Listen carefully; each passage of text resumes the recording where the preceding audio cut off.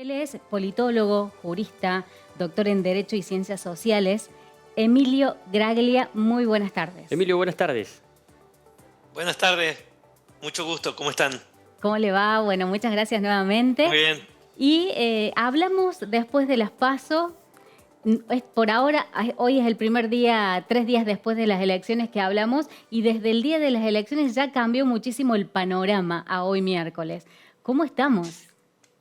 Sí, es cierto, porque la verdad que el domingo fue la gran noticia política, yo creo inesperada, por la gran mayoría de los analistas y consultores, yo me incluyo, inesperada del triunfo de Sergio Massa, el candidato oficialista. La mayoría de los pronósticos, la gran mayoría, sostenía la posibilidad de una segunda vuelta con Javier Milei y con Sergio Massa o Patricia Bullrich disputando el segundo lugar. Pero resulta que gana Sergio Massa, Javier Milei queda segundo y Patricia Bullrich fuera de la segunda vuelta. Así que yo creo que sí, que fue una sorpresa, como también lo había sido el triunfo de Javier Milei en las PASO, o sea, haber sido el candidato más votado en aquella circunstancia tampoco se preveía. Lo que sucede es que la dinámica de la política argentina es tan grande que hoy la noticia ya no es esa. Hoy la noticia es la ruptura de Juntos por el Cambio o, si se quiere en otros términos, la incorporación a La Libertad Avanza de Mauricio Macri y de Patricia Bullrich. Eso sí que creo que nadie lo esperaba. Bien.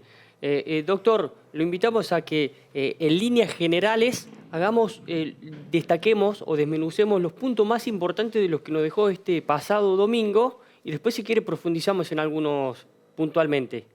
¿Cuáles han sido los más generales? Bueno, el primero, el triunfo de Massa, creo que eso es algo muy destacado. Massa alcanza el piso histórico del peronismo. Prácticamente se acerca a un 40%.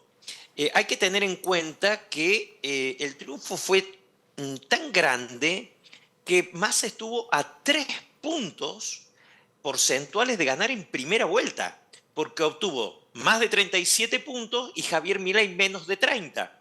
Una de las hipótesis para ganar en primera vuelta es superar el 45%, pero la otra hipótesis es obtener más del 40% y 10 puntos sobre el segundo. Por lo tanto, casi gana en primera vuelta. Eso creo que es lo más destacado, el triunfo de Massa y esa aproximación al piso histórico del peronismo. Lo segundo es que Patricia Bullrich quede fuera de la segunda vuelta. Hay que tener en cuenta que Juntos por el Cambio, con Mauricio Macri a la cabeza, pierde la reelección en 2019, pero con un 40% de apoyo del electorado. Y 4 años después, ni siquiera su candidata llega a la segunda vuelta. O sea que el fracaso de Juntos por el Cambio fue muy grande. Si eso lo trasladamos a la provincia de Córdoba, se nota mucho más, porque Juntos por el Cambio, que en 2015, en la segunda vuelta, cuando Macri es elegido presidente, le da el triunfo con el 70% de los votos en la provincia de Córdoba, ahora Patricia Bullrich supera el 20% y queda en tercer lugar. Juntos por el Cambio puso en juego 6 bancas y retuvo solo 2. O sea que si a eso se le suma que es la cuarta derrota consecutiva de esta fuerza política en la provincia de Córdoba en menos de 4 meses, el panorama es francamente desalentador a nivel nacional y particularmente en Córdoba. Si a eso se le suma lo que ha sucedido en el día de hoy, el paso de Macri y Bullrich a La Libertad Avanza, o el acuerdo con Javier Milei, que no es un acuerdo de La Libertad Avanza y Juntos por el Cambio, es un acuerdo de Javier Milei con Macri y con Patricia Bullrich. Se están escuchando sucesivamente durante todo el día de hoy y vamos a seguir escuchando las expresiones de no adhesión. Ya no adhirió la Unión Cívica Radical a esa postura, no va a adherir el peronismo republicano de Pichetto, no va a adherir Rodríguez Larreta y probablemente no adhieran muchos de los gobernadores de Juntos por el Cambio. O sea que la situación es francamente difícil y yo creo que para la oposición, para Juntos por el Cambio, yo creo que le allana el camino inesperadamente también a Sergio Massa. Bien. ¿Qué cree que cómo hizo Massa para romper todos estos pronósticos y estar a tan solo 3 puntos de no ir a una segunda vuelta? Massa hizo bien su trabajo, o sea, no como ministro de Economía, sino como candidato. Es más, logró diferenciar al candidato del ministro de Economía. Él habló de su gobierno, empezó a decir mi gobierno y empezó a hacer propuestas de cara al futuro. En cualquier campaña electoral, de eso se trata la política, de generar expectativas, de contagiar entusiasmo. Es muy difícil en una circunstancia como la que vive la Argentina y sobre todo siendo oficialista. Pero Sergio Massa lo logró, porque tiene una extraordinaria habilidad política, porque hizo buenas propuestas, logró despegarse del kirchnerismo. Hoy cuando nosotros analizamos los grupos focales, en los grupos focales el ciudadano de a pie no identifica a Massa con el kirchnerismo. Lo apoye o no lo apoye. Cuando lo apoya no es por ser kirchnerista y cuando no lo apoya la razón es la misma, o sea, no lo apoya por ser kirchnerista, o sea que ni el apoyo ni el rechazo tiene que ver con su pertenencia o no al kirchnerismo. Logró deshacerse de eso. Y del otro lado hicieron todo lo posible para que les vaya mal. Los desatinos de Javier Milei fueron mayúsculos. La campaña fue una campaña amateur, aficionada. Lo que lo llevó al piso, lo que lo llevó al 30%, que muchos creían que era el piso en las PASO, terminó siendo el techo. Y lo de Patricia Bullrich realmente fue increíblemente malo. O sea, su incapacidad de transmitir algo, sus propias dificultades, sumar a Rodríguez Larreta sobre el final, apelar a Melconian para que explique las propuestas económicas.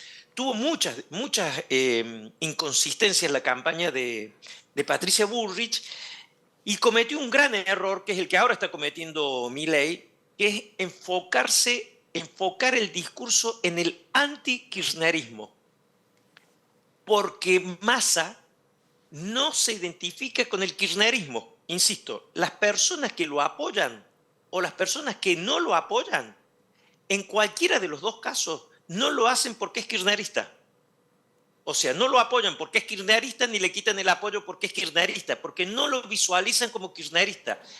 Es un enorme mérito de Massa. Él es el líder del Frente Renovador, él se asoció al Frente de Todos, él es el ministro de Economía de Alberto Fernández, pero logró deshacerse de esa vestidura del kirchnerismo. Es más, la noche en la que gana, si ustedes prestan atención al discurso, que fue desde el punto de vista conceptual y desde el punto de vista estético impecable, él habló de un gobierno de unidad nacional, cosa que ya venía haciendo, y dijo, murió la grieta.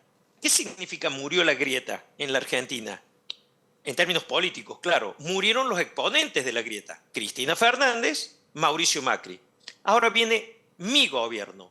No hubo alusiones a Cristina Fernández, no hubo alusiones a Néstor Kirchner, no estaba la cámpora, no había banderas de la cámpora, no había cánticos de la cámpora. Todo fue perfectamente diseñado. Del otro lado, Milei comprando el discurso antikirchnerista de Patricia Bullrich. O sea, en términos pugilísticos, le tiran trompadas a un adversario que no existe.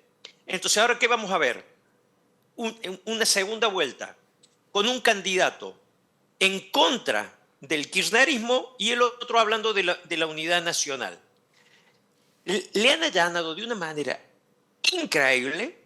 El camino de Sergio Massa, nada está dicho, por supuesto, porque esto es política, pero el camino a la segunda vuelta, al 19 de noviembre, se lo han allanado de una manera asombrosa. O sea, Massa ha hecho sus méritos, pero la verdad es que los otros le han ayudado bastante. Doctor, esto ha pasado en estos 3 días posteriores a las elecciones. Quedan todavía 27 días más.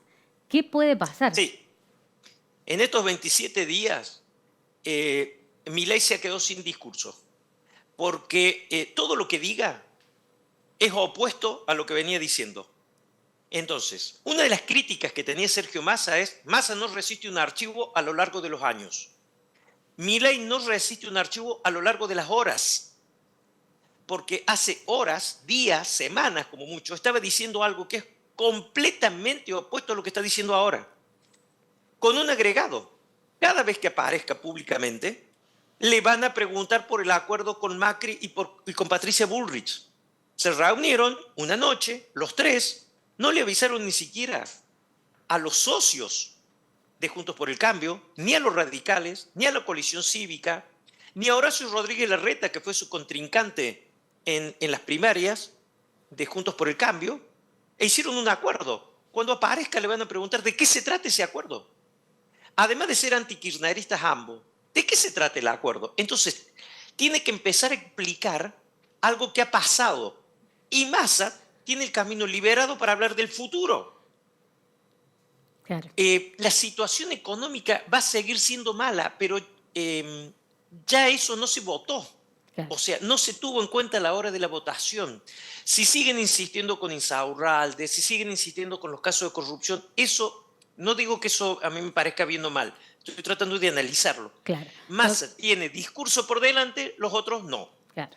Doctor, no va a ser la última vez que vamos a hablar porque obviamente faltan estos 27 días para seguir analizando los posibles cambios que puede haber y más que todo también para más adelante vamos a charlar sobre cómo queda el panorama de estas alianzas en Argentina post elecciones ya en noviembre. Muchísimas gracias por este tiempo nuevamente y seguimos en contacto y lo vamos a seguir invitando para que comparta con nosotros todo el análisis que realiza. Con todo gusto. Muchísimas gracias. Hasta luego. Muchas gracias. Muy bien.